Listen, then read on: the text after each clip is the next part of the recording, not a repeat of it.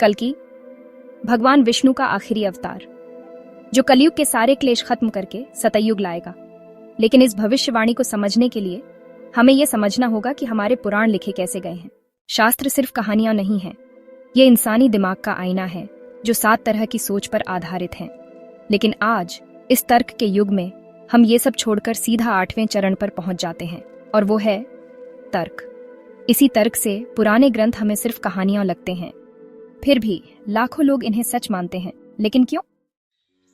विष्णु के अवतार सिर्फ बुराई खत्म करने के लिए नहीं है, ये दिखाते हैं कि हमारा मन मुश्किल समय में भी कैसे बैलेंस बनाए रखता है। मत्स्यावतार अज्ञानता और जागरूकता की कमी का प्रतीक है। कूर्मावतार पूर्ण अकार्यक्षमता और ठहराव का प्रतीक है। वराहावतार पूर्ण निष्क्रियता और जड़ता को दर्शाता है। नरसिंहावतार योजनाओं को क्रियान्वित करने के संघर्ष को दर्शाता है। ये कहानियां हमारे अंदर अच्छे और बुरे विचारों को बैलेंस करने के बारे में हैं। लेकिन सवाल यही है कि क्या ये अवतार धरती पर वाकई आए थे? इसका जवाब कहानी और हकीकत के बीच में कहीं छुपा है। शास्त्र दोनों का मिश्रण है, और लोगों को जोड़ने की इनकी ताकत इस बात में है कि इन्हें इतिहास माना जाता है। लेकिन कल्कि का क्या वो सिर्फ एक कहानी है, या वो आ चुके हैं? भविष्य मलिका की भविष्यवाणियों के अनुसार, जिसे ओडिशा के 5 पंचशाखा संतों अच्युतानंद दास, शिशु अनंत दास, बालवंत दास, जगन्नाथ दास और यशोवंत दास ने लिखा है, कल्कि का जन्म हो चुका है, वो बड़े हो चुके हैं। परशुराम ने खुद उन्हें शिक्षा दी है और दुनिया को साफ करने का काम शुरू हो चुका है। ये भविष्यवाणियां हालांकि रहस्यमयी हैं, कुछ अकल्पनीय होने का संकेत देती है।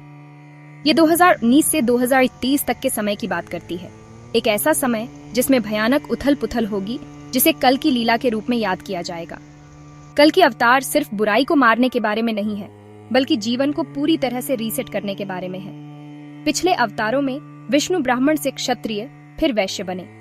इस बार क्या वो शूद्र होंगे और फिर ब्राह्मण बनेंगे, या वो सीधे ब्राह्मण बनेंगे? इस सवाल का महत्व है क्योंकि कल्कि का आना सिर्फ एक युग के अंत का प्रतीक नहीं है, बल्कि एक पूरी तरह से नई व्यवस्था के जन्म का भी। लेकिन क्या हम कल्कि को देख पाएंगे? पंचशाखा कहते हैं कि सच्चे भक्त उन्हें पहचान लेंगे, लेकिन ज्यादातर लोग नहीं। कल्कि गुप्त रहेंगे, अपने अनुयायियों के माध्यम से पर्दे के पीछे से काम करेंगे। और ये अनुयायी, माना जाता है कि ये विष्णु के अंशावतार और महान ऋषियों और योद्धाओं का पुनर्जन्म है, जो उनके दिव्य काम में उनकी सहायता करने के लिए आए हैं। 8 रहस्यमयी सिद्धियां, जिन्हें अष्ट सिद्धियां कहा जाता है, उनके पास होने की संभावना है। कर्ण जितना छोटा होना, अणिमा। पंख से भी हल्का होना, लघिमा। सबसे भारी से भी भारी होना, महिमा। कहीं से भी कुछ भी प्राप्त करना, प्राप्ति। अपनी इच्छा से बनाना या नष्ट करना, ईशित्व। सभी भौतिक तत्वों को नियंत्रित करना, वशित्व। प्राकृतिक नियमों पर महारत, प्राकाम्य। प्राकृतिक नियमों का खंडन करने की क्षमता, काम वसायिता। ऐसा कहा जाता है कि कल्कि की शक्तियां हनुमान या परशुराम से कम नहीं होंगी।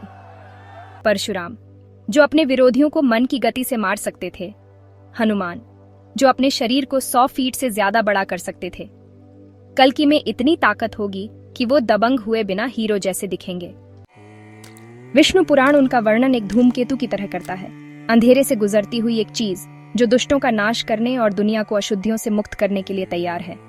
म्लेच्छ निवाह निधने कलेसी करवालम, धूमकेतुम एव किम्पी करालम, केशव धृत कल की शरीर जय जगदीश हरे।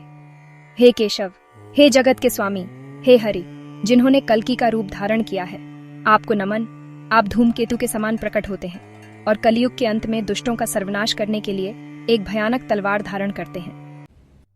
दुनिया इंतजार कर रही है, भविष्यवाणी सामने आ रही है। कल्कि हमारे बीच चल रहे हैं, कई लोगों द्वारा अनदेखे, लेकिन सच्चे भक्तों को पता है।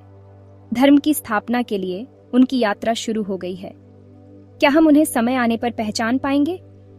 समय ही इसका उत्तर दे सकता है।